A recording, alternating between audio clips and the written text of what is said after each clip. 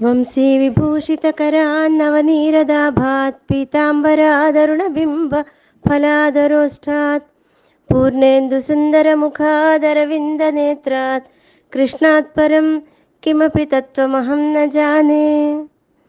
అర్జున ఉవాచ దృష్ట్వేదం మానుషం రూపం తవ సౌమ్యం జనార్దన ఇదానీమస్మి సంవృత్తః సచేతాః ప్రకృతిం గతః. భగవానుడి యొక్క అనునయములైన మాటలతో అర్జునుడిని భయపడవద్దు అని చెప్పి ఓదార్చాడు. ఇంకా తన యొక్క సౌమ్యమైన మానవ రూపాన్ని చూపించాడు. భగవానుని యొక్క శాంతరూపాన్ని చూచి అర్జునుడు ఈ విధంగా చెప్తున్నాడు: ఓ కృష్ణ, నీ యొక్క ప్రశాంతమైన ఈ మనుష్య రూపాన్ని చూసి ఇప్పుడు నా మనస్సు కుదుటపడింది. నేను ఇప్పుడు స్వస్థత పొందాను అని అర్జునుడు తెలియజేస్తున్నాడు.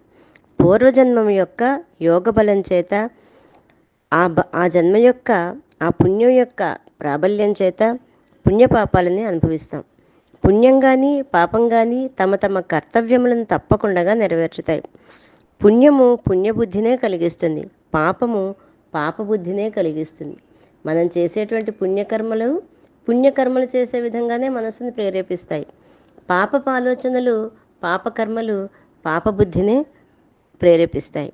కనుక కొందరికి పుట్టుకతోనే విరక్తి, భగవద్భక్తి, యోగాభ్యకుశలత, పరమార్థ విచారణ కలుగుతాయి. పూర్వపుణ్యము యోగాభ్యాసం ప్రబలంగా ఉన్నందున ఒకవేళ ఊరికే ఉండాలని అనుకున్న పూర్వ సంస్కారం బలవంతంగా అతని చేత పుణ్యాన్ని చేయిస్తుంది.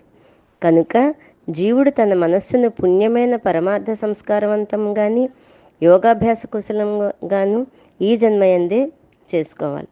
అటువంటి పుణ్యం కలిగిన వాడే అర్జునుడు. అర్జునుడి యొక్క స్థితిని మనం పొందాలంటే యోగాభ్యాసమునందు మనస్సును పెట్టాలి. అలా చేసిన వాడికి ఆ పరమాత్మ యొక్క అనుగ్రహం తప్పకుండా కలుగుతుంది. జై గురుదత్త.